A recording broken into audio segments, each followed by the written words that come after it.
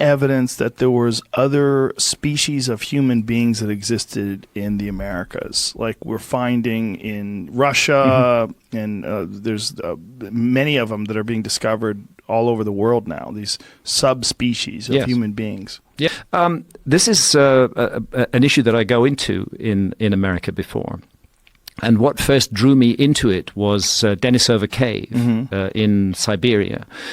I think everybody's heard of the Neanderthals, and these days I think everybody's heard of the Denisovans as well. A lot of people haven't.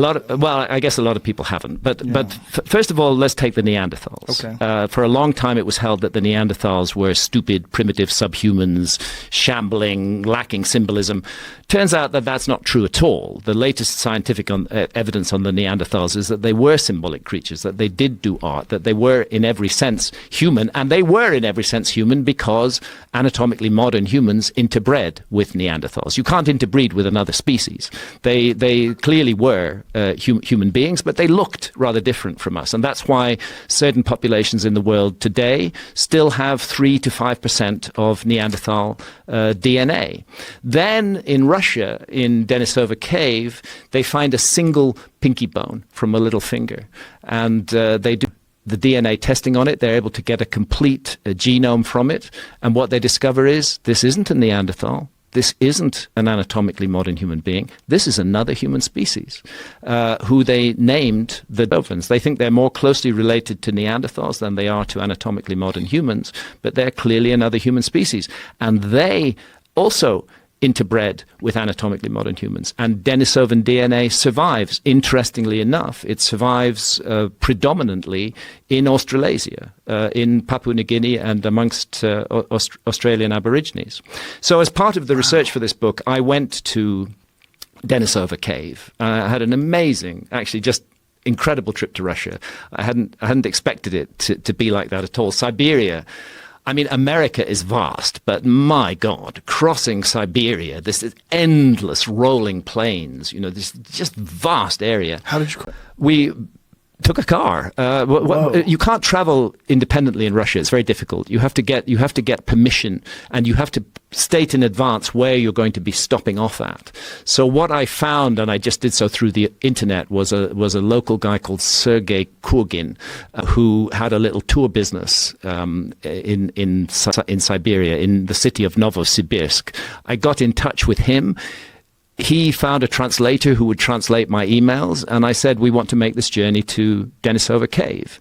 And can you set this up for us and get all the permissions? And he did. And so we flew into Novosibirsk. Sergei and his translator, who turned out to be a Russian student who spoke good English, joined us. And we did this immense journey across Siberia. How long did it? Oh, it took us 3 days to get to Denisova Cave. 3 days driving every day. 3 days of driving every day. Some stopping off along the way. Incredible hospitality of the Russians that we were amongst. Very independent people who are living out there in the wilderness and who actually do know how to survive. It's the first time I've ever drunk milk fresh from the cow. Literally milked right out of the cow and poured down my throat. How was it? It was delicious. And the cream, I mean, thick cream. Very, so there was a lot of things about Russia that surprised me.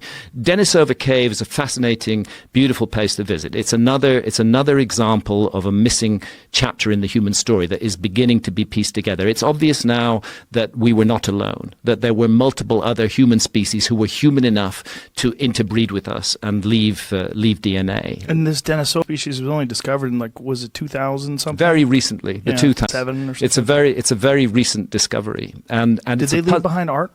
Did they leave behind art? Better than that, they left behind certain physical objects are extremely hard to explain. One of them is a green stone bracelet. And that bracelet is in the form of a torque, which was therefore slipped on sideways onto the hand. It's not a full ring, and a hole has been drilled through the bracelet, and from that hole it's been possible to construct that a pendant was hung. Then the archaeologists, there it is, the archaeologists started to take a look in detail, drill marks on that. They discovered was a huge anomaly, that was drilled with a stable, fixed drill, and drilled at extremely high speed. This thought to be 40 or 50,000 years old.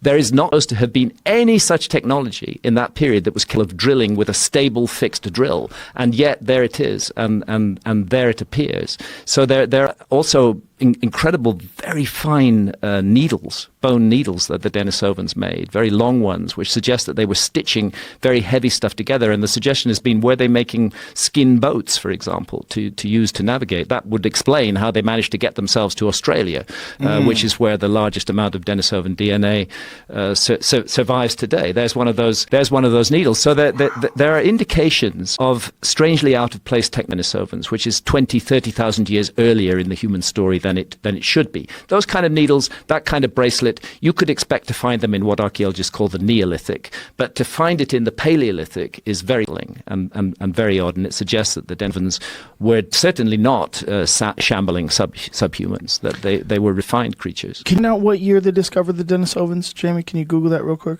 I want to say it's in the 2000s, but I mean, imagine that human beings have been around for this long. Here we are in 2019, and within the last decade or so, they figured this out. Yeah, we're discovering new stuff about ourselves. We're discovering that our story is much richer, much more textured, much more layered than we thought it was. It's a simple story. It's a very complicated story, and we ourselves are a hybrid species. We are the result of interactions with all kinds of different looking human beings, and the end result is ourselves. So it's not just that we carry Neanderthal or Denisovan DNA. In a sense, we are Neanderthals and Denisovans, and they are part of the anatomically modern human heritage. So you make a good point. The fact that this is only discovered now, and that it's an incredibly important. I mean, it completely rewrites the story of our ancestry.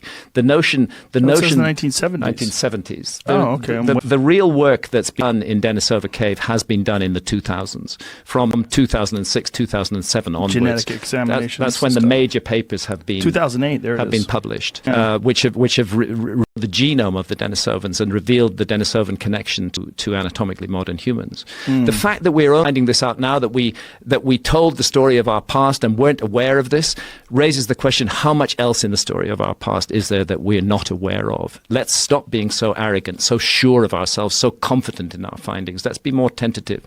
Let's keep an open mind and see where it takes us. That's the main message that I have from all of this. And I think and I hope that this will be an effect of this book. I'm not kidding myself that the archaeologists are going to jump on board overnight, particularly so since I'm very critical of American archaeology in this book. And I'm critical of it specifically and explicitly because of the dominance of the Clovis first model for so long, which prevented other research taking this. I guess this is kind of my praise. We are a species with amnesia. It's my favorite phrase of yours. We have forgotten so much more about ourselves than we remember. And what the process of history and archaeology should really be about is a process of remembering. We shouldn't be imposing our ideas of what we should have been on the past. We should allow the past to speak for itself. And when it does so, it speaks eloquently. One of the sites that we visited and explored for America Before was Serpent Mound in Ohio. I don't know if you've ever been there, Jamie. No, I've heard of it, though. It is an amazing... Jamie's from Ohio. You ever be there? Yeah, Jamie and I were talking about it earlier. There's Serpent Mound. There's an aerial view of Serpent Mound. Oh, that is crazy. But here's the thing. That's beautiful. You see the head end of Serpent Mound there? So Santa and I went there at the solstice in 2017. We were there on June 21st, 2017. And my wife Santa is a photographer, and we acquired a drone for this specific purpose. And she flew the drone up 400 feet above Serpent Mound, and we sat it up there watching the sunset. And what happens on the summer solstice, and you can only see it perfectly with a drone. There's pictures of it in the book here. What happens summer solstice? You can see it from ground level, but you get up 400. That serpent is pointing directly at a niche in the distant hills through which the sun sets. on the summer solstice, on the longest day of the year. So it's a sky-ground alignment, a perfection that is taking place there. It's a beautiful thing to see, to watch that sun majestically sinking down into the horizon and see this awesome figure of the serpent gazing directly at it with its jaws open, almost as though it's about to swallow the sun. And then we remember that there are other sites around the world which are also aligned to key moments of the solar year, aligned to the winter solstice. For example, the Temple of Karnak in Upper Egypt, that kilometer-long axis targets exactly the rising point of the sun on the winter solstice. One of the interesting things about Serpent Mound, and I urge anybody listening to this, go visit Serpent Mound, and especially go there on the summer solstice, because that's the moment, that's the marriage of heaven and earth. That's when sky and ground unite in majesty at that place. But one of the mysteries of Serpent Mound concerns, how old is this mound really? How far back does it go? And there have been arguments that there is a group of archaeologists who would like it to be just 1,000 years old, and they attribute it to a culture called the Fourth Ancient culture. There's another group of archaeologists, in my view, who've done much more thorough work, who attribute it to the Adena culture.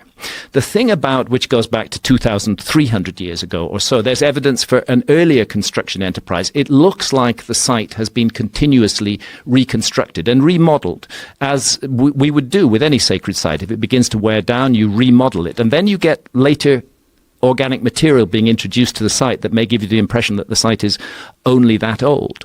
What's intriguing about Serpent Mound is it stands on a natural ridge. And that natural ridge, and this is entirely an accident of heaven and earth, that natural ridge, the head end of it, if you like, is naturally oriented to the summer solstice sunset. Somebody, a long time ago, noticed that natural orientation, and they decided to monumentalize it. Here was a place where earth whispered to sky. The earth, in her own nature, looked directly at the place on the horizon where the sun was setting. This was a highly significant place. This place mattered. So they then created Serpent Mound on top of it. They memorialized it. They turned it into a special place that human beings had had a hand in making to honor the marriage of heaven and earth. And what I found researching this book is that Serpent Mound is not alone in that respect. A lot of people are puzzled by Stonehenge in England. Stonehenge is built on Salisbury Plain. And there are two kinds of big megaliths at Stonehenge. One of them are called Sarsens, and the other are called the Blue Stones. The Blue Stones, we know for sure, were brought a long way. They were brought from Wales to Stonehenge, a distance of about 150 miles. The Sarsens are found in abundance on a place called the Marlborough Downs, which is about 20 miles from Stonehenge. But until very recently, it was thought there were no Sarsens on Salisbury Plain at all, and archaeologists couldn't understand why Stonehenge wasn't built on the Marlborough Downs, where the big Sarsen stones, the 20, the 30-ton megaliths, were available locally and didn't have to be brought there. Very recent research, 2018 research, has provided the answer that two of those Sarsens were naturally in position all the time at Stonehenge, and they are Sarsen Stone 16 and the Heel Stone. And if you stand behind Sarsen Stone 16 and look at the Heel Stone at dawn on the summer solstice, you see the sun rising in direct alignment with the view. And the Heel Stone is like the sight on the barrel of a rifle targeting the sun, and that was there naturally. Earth was speaking to sky. The ancients saw that. They decided this was sacred. They went to huge lengths to bring the Sarsens, the rest of the Sarsens, from the Marlborough Downs to create the big stone circle at Stonehenge and then to put the blue stones inside it. But initially, what they were celebrating was a natural union of heaven and earth. And that brings us to the notion of as above, so below.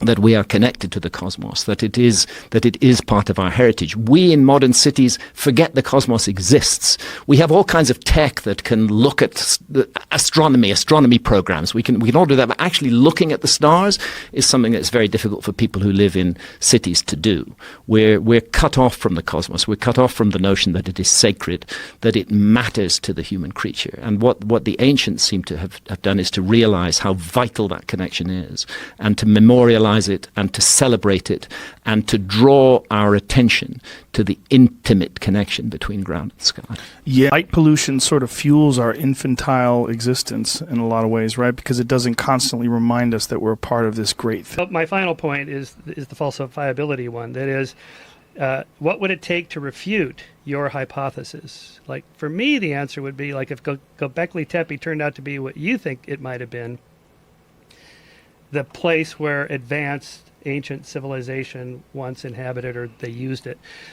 Where are the metal tools? Where are the writing, the examples of writing? Perhaps the decision was not to use metal. Perhaps the decision was made that errors had taken place, that in reinventing civilization we shouldn't perhaps go down quite the same route as before. Perhaps writing isn't always an advance. Perhaps an oral tradition which records in memory, which enhances and uses the power of memory, may be a very effective way of dealing with information. We regard writing as an advance, and I can see lots of reasons why it is an advance, but if we put ourselves into the heads of ancient peoples, maybe it wasn't. I mean, there's a tradition from ancient Egypt that the god Thoth, god of wisdom, was the inventor of writing, but we have a text in which he is questioned by a pharaoh who is saying, well, actually, have you really done a good thing by introducing writing? Because then the words may roam around the world without wise advice to put them into context, and what will happen to memory when people... So there might be a choice not to go that way. All right, but then what do you mean by advance? When you say there used to be a lost advanced civilization before 10,000 years ago... Well, let's just pause for a second, because what we know for a fact is that the carbon dating in all the area around Göbekli Tepe is somewhere around 12,000 years. Is that correct? 11,600 years ago is the earliest they found so far, but a great deal of Göbekli Tepe is still underground. Right, so at least what we know is someone built some pretty impressive structures 11,600 years ago. 7,000 years before Stonehenge. When that story broke, long before you came along with your book, it was controversial in the sense that we thought hunter-gatherers could not do something like this because to do that you need a large population with a division of labor and so forth. And so what the response to archaeologists was, well, I guess we were wrong about hunter-gatherers. Maybe they can do more stuff than we gave them credit for. So why is that not a reasonable hypothesis versus it was actually advanced, but we mean something completely different by advanced, not writing and metal and technology. We mean, I don't know what you mean. What do you mean?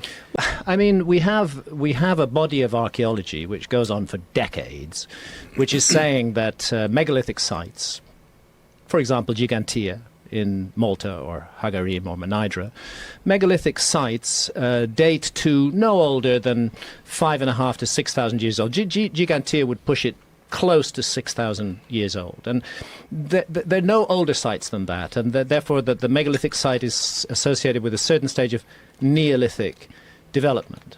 Then along comes Göbekli Tepe, 7,000 years older than Stonehenge. Incredibly sophisticated site, very large scale. I mean, Klaus Schmidt, sadly, he's passed away. I spent 3 days working the site with him. He was very generous to me. He showed me a lot. He talked to me a lot. And he said basically 50 times as much as they've already excavated is still under the ground, that there's hundreds and hundreds of giant stone pillars that they've identified with ground-penetrating radar. He's not even sure if they're ever going to excavate them. But by all accounts, we are looking, if we take what's still under the ground into account, we're looking at the largest megalithic site that's ever been created on Earth.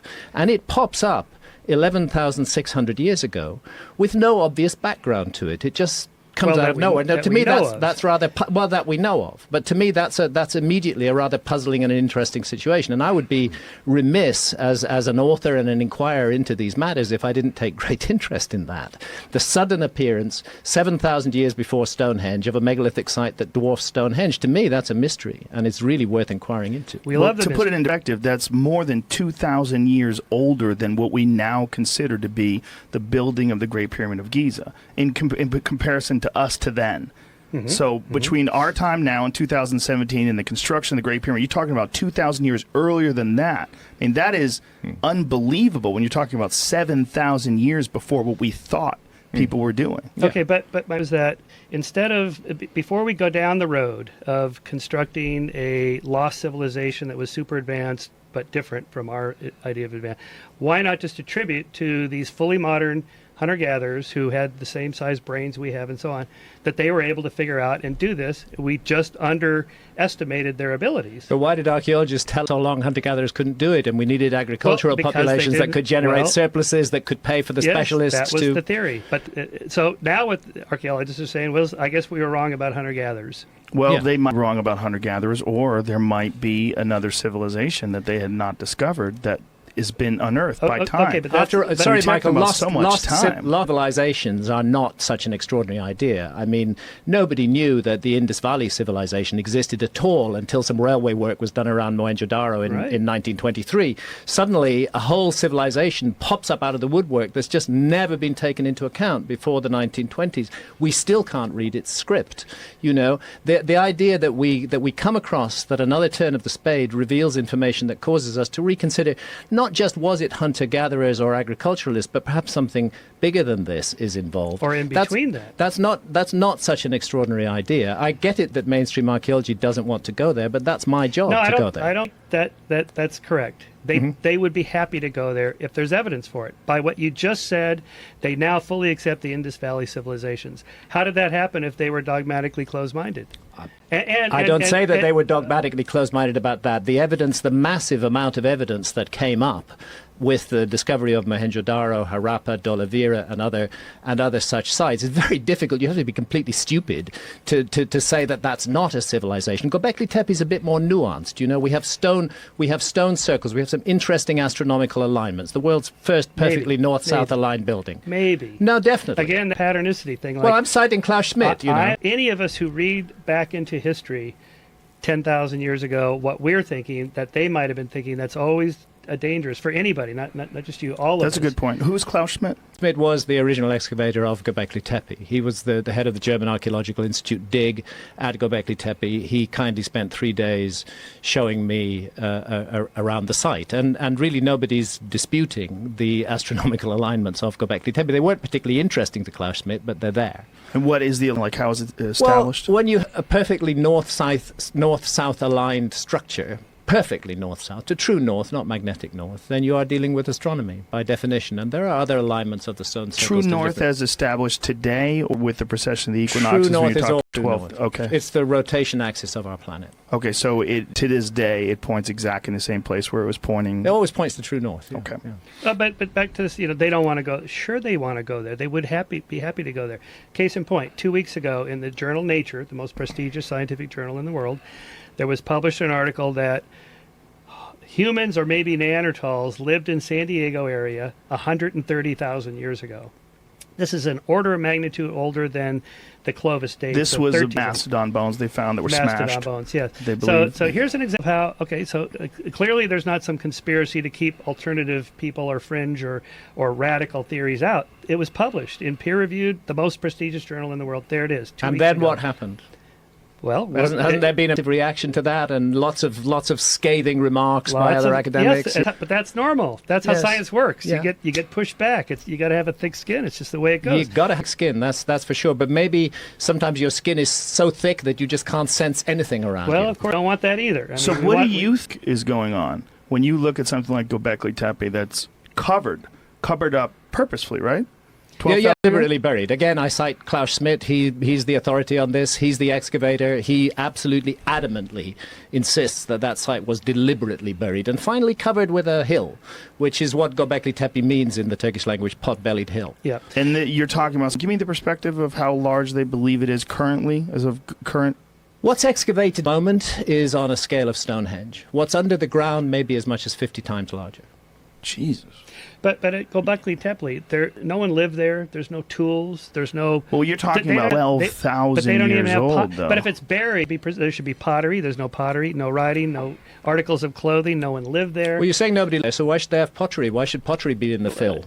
Why would how they about- why would they go along and break some pots and stick it in the artificial but how fill? about something trash something that would indicate it's a different kind of people than what we're used to seeing in the archaeological record. Well, in other words, Well, it's just rubbish that they poured in. It's just stones and buckets of it. In other words, Graham, for you to gain support for your theory amongst mainstream archaeologists, they want to see positive evidence to overturn the old theory. In other words, the burden of proof is on the person challenging the mainstream. I completely agree. In every field. But is there some proof that the mainstream idea of these hunters and gatherers never had anything in what the theory was that would indicate these people were capable of building something even remotely the size of Göbekli Tepe? Yeah, to me, that's the stunning beauty of this. It overturns our ideas of primitive hunter-gatherers that could not do this. Apparently, they can.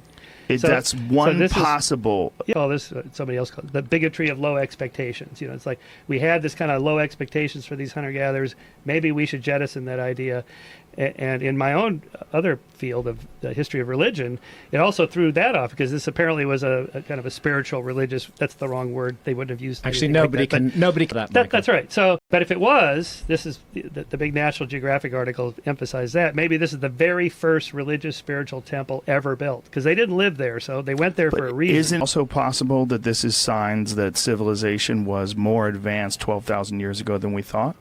Okay, what do we mean by advanced? We're talking about ability to construct an amazing structure. Well, okay. How big was it? Like how tall were these stone? Some of them are 20 tall. Yeah, but some of them are smaller with astronomical alignments. Klaus Schmidt called it a center of innovation.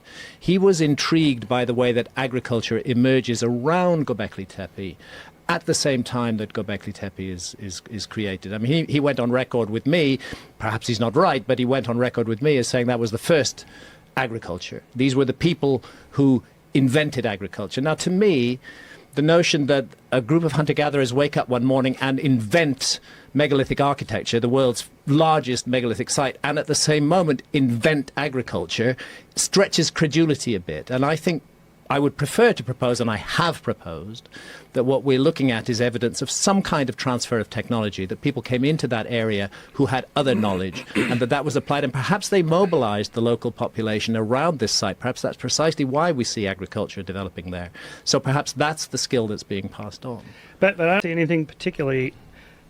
Okay, the stone work is spectacular, but that's not any more advanced than a few millennium afterwards. But you're talking about 20 feet tall, made of stone, but we know by people that were hunter-gatherers? But a couple of people can move multi-ton stones. There's no mystery moving the stones. They're still moving 20-ton stones in Indonesia today. I mean, megalithic cultures still exist. Right. You also know the carving on the outside is extremely complex. It's three-dimensional carving. Okay, but... You know what that means? But what that means? But Lascaux at 30,000 years ago has magnificent cave paintings with three-dimensional animals. But that's paint. No, hold on a second. Yeah. Do you know what I'm saying when I say three-dimensional carvings? Yeah, like the Venus. The carvings were on the outside, meaning they didn't carve them into the rock. They carved away the rock around them, which is pretty sophisticated stuff for hunter-gatherers.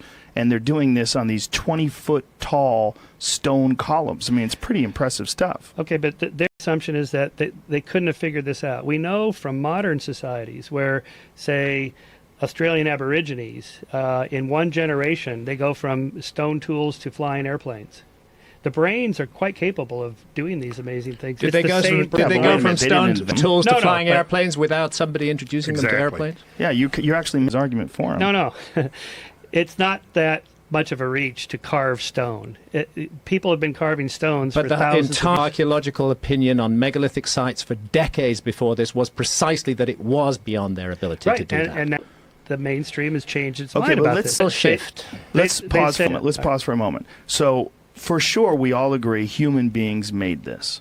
Yeah, not aliens. Okay. Even aliens. So the argument is not whether or not aliens made it. The argument is whether or not humans made it that were sophisticated. Well, they're clearly sophisticated enough to make this incredible structure that is some sign of some sort of civilization. I mean, I believe so, yeah. It is. It's a gigantic structure. I agree with Graham that we've again, undersold who these people were. My friend Jared Diamond goes to Papua New Guinea. He talks in the opening chapter of Guns, Germs, and Steel how smart these people are that live out there in nature, and what it takes to survive. He wouldn't last an hour, from L.A. He wouldn't last an hour with his Papua New Guinean friends out there in the wild. Well, that's because he doesn't know how to survive, and they've been passing down the information for generation after generation. Very smart. Okay, so it's not a problem of intelligence. And is there okay, so here's the other thing we don't know is that there might be lots more of these sites, and where there's there are. I've had one of them, Karahan Tepe. You've got the T-shaped pillars sticking out the side of a hill in a farmer's backyard. I mean, I think we're actually at the beginning of opening up this inquiry, not at the end of it by any means. But then why not just say we don't know? This is a spectacular mystery and leave it at that. Why write a book that says... Well, you guys on the side won't speculate and won't explore. I don't claim to be an archaeologist. I'm not a scientist. I'm an author.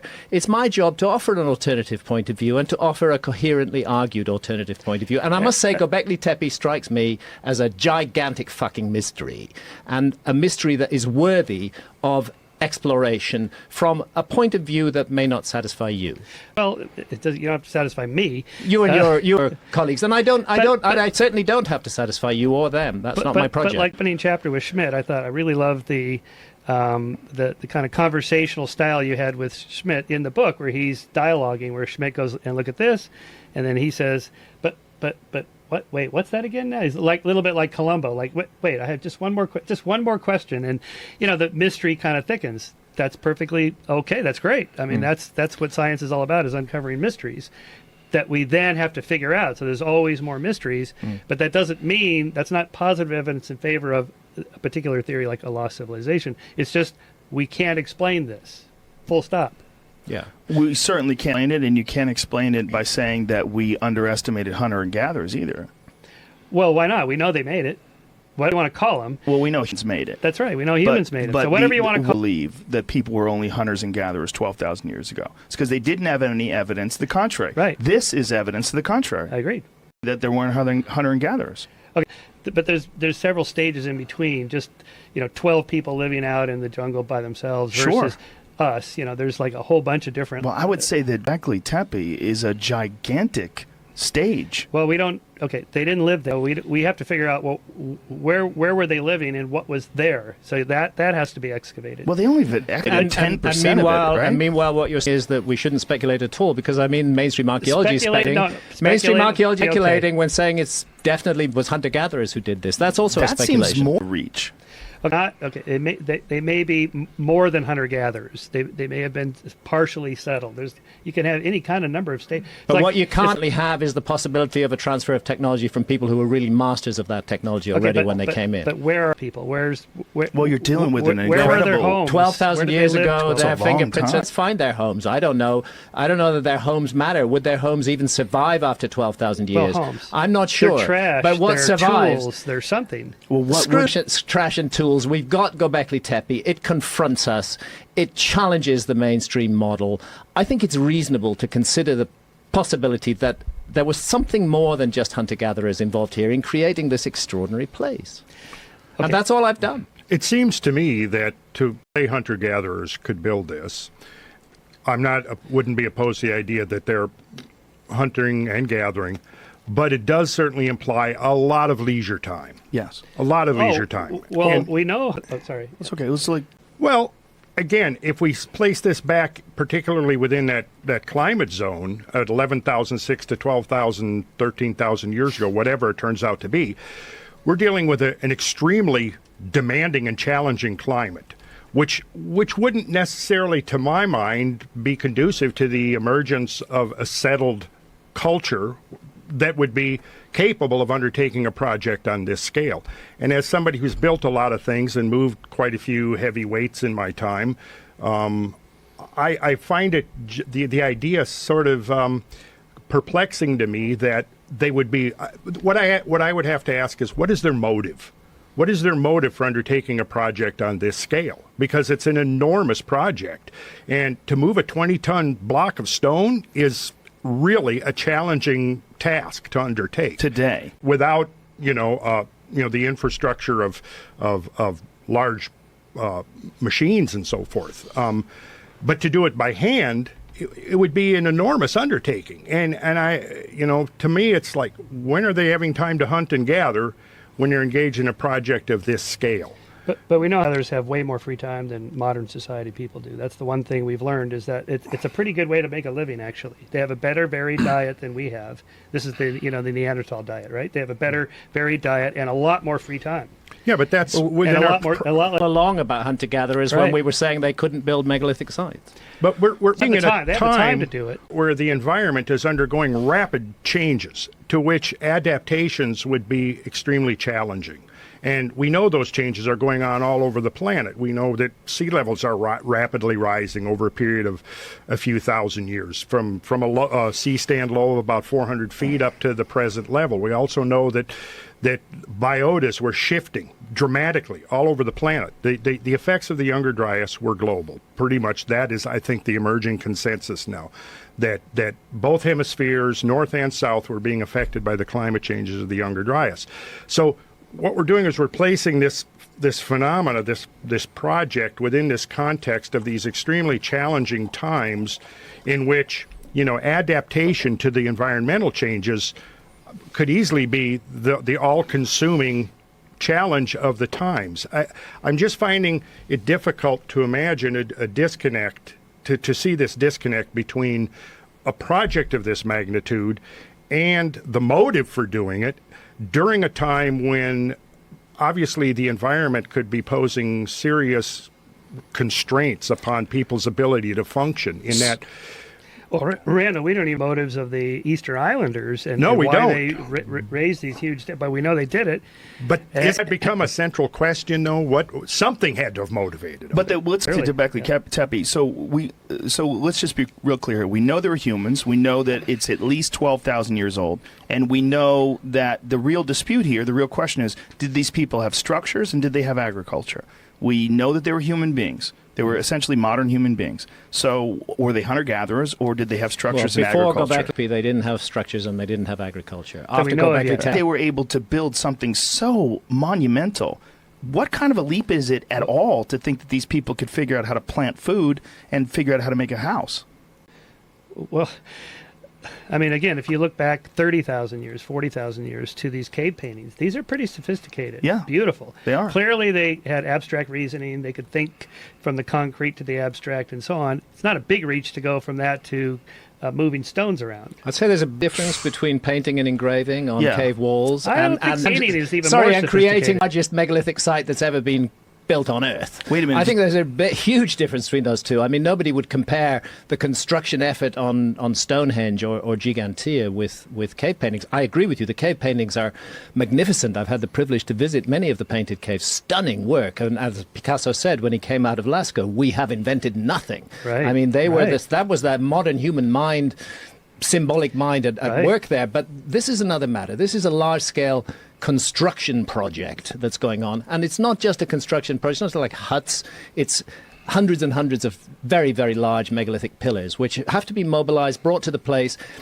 Organizing a workforce in order to do that, even that requires preparation and time and learning and practice. It's not something that you wake up one morning and just can do overnight. You think that the paintings are more impressive than Göbekli Tepe? Yeah, or at least comparable. I think that's absolutely ridiculous. To convey three-dimensionality on a 2D plane, that's what Picasso meant. It's like, wow, that's incredible. It's like developing perspective, and to use the natural shape of the walls to create a three-dimensional perspective look that's pretty abstract. You're comparing apples. It's not a construction project. Okay, I don't think it's even remotely. But I don't think it's even remotely. The point is that it doesn't take a huge leap of the imagination to think these people were pretty smart. Well, we know that they were smart. We know what they were smart No just dispute. because of the fact that those construction projects were done by who? By whoever.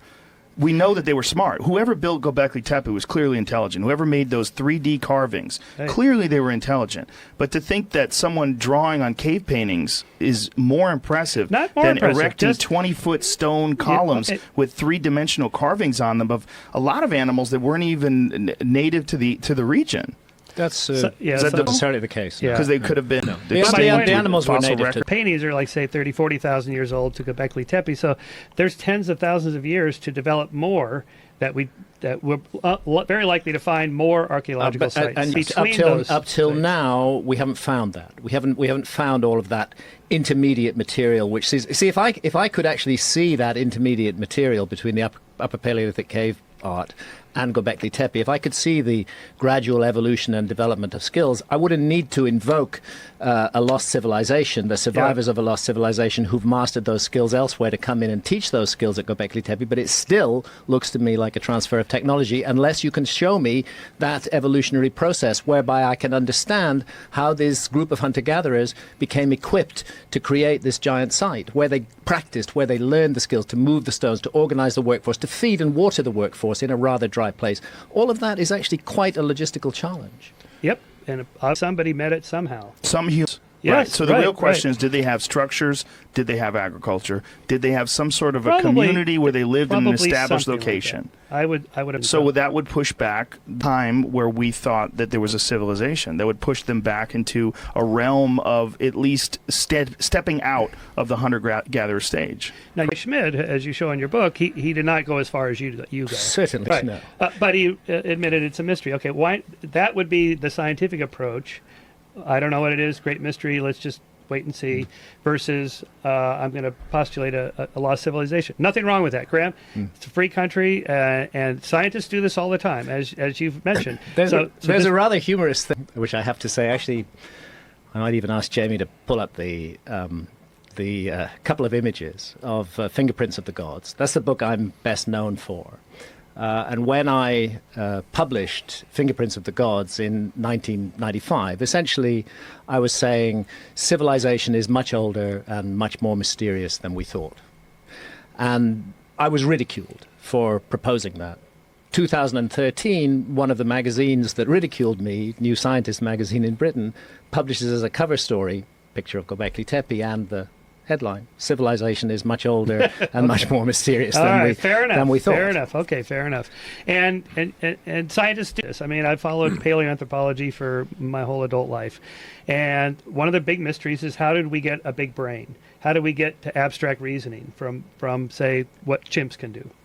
No one knows. The doubling of the human size over a period of 2 million years. Because no one knows, every couple of years there's a new book out. It's climate change. It was The throwing arm, cooking that's food. right. Cook meat. Meat is another big one. A Harvard professor. Meat. Okay. And these books come and go, and some of them have legs, some of them don't, and it's just the way it goes. And then there's Terence McKenna's It's pretty theory. obvious it was psychedelics. Yeah, that's Terence McKenna's Not that stoned made the ape brain, theory. but that switched the brain is this on. the old Julian?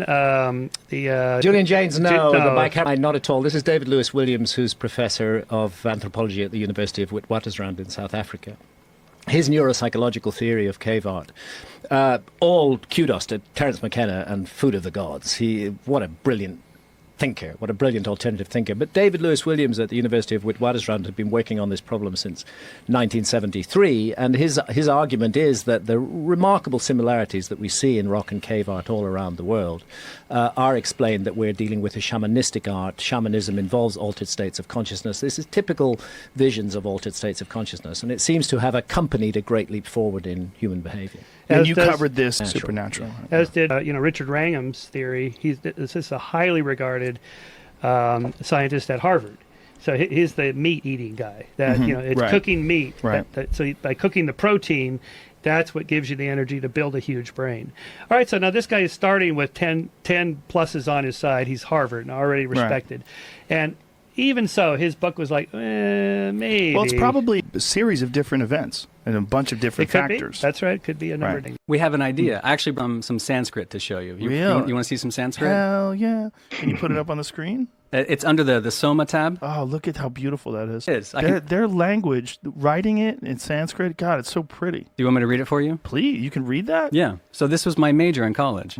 So in the very middle there, you can see Imam Mindra Gavashira Yavashira Channa Akatya Varshabhi Sutama. And what he's saying there is this is from the Rig Veda, right? And it's the oldest literature in Western civilization. We think it's among the Indo-European languages, it's the oldest recorded literature that we have. It could be 1500 BC, 1700, perhaps much earlier, like the Iliad and the Odyssey in Greek. This is the mother tongue of all the Indo-European languages. And what they write about a lot is Soma, which is both a god and the juice that is pressed from this god. And what they're talking about there is making this ritual potion, very much like the kukion that we find among the ancient Greeks. And here, soma is described as a mixed potion. Yavashira means mixed with barley. Gavashira, from Sanskrit gava is milk, mixed with milk. And so I've read all the theories that you have about what soma was, whether it was the Amanita muscaria mushroom or some psilocybin-containing species or DMT. They describe soma here as always a mixed potion.